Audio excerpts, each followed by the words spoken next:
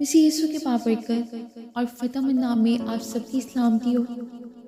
खुदावंद आप सबके साथ हो। खुदावंद आप सबको बरकत दे और कसरत से बरकत दे। आमीन। आइए खुदावंद के जिंदा पाक कलाम में से आज हम पढ़ेंगे लूका की अंजील 18 बाब।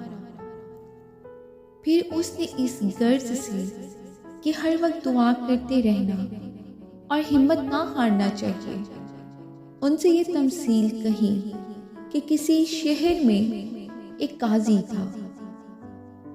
ना वो खुदा से डरता था, ना आदमी की कुछ परवाह करता था। और उसी शहर में एक बेवा थी जो उसके पास आकर ये कहा करती थी कि मेरा इंसाफ कर कि मुझे मदई से बचा।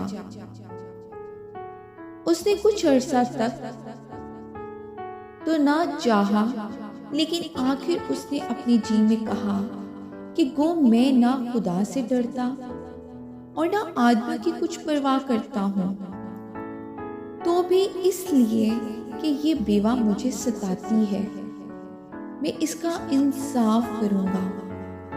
ऐसा ना हो कि ये बार बार आकर को मेरा नाक में दम करे। खुदावन ने कहा, सुनो, ये है इंसाफ। काजी क्या कहता है? बस क्या खुदा अपने बरगजीदों का इंसाफ ना करेगा जो रात दिन उससे फरियाद करते हैं? और क्या वो उनके बारे में देर करेगा?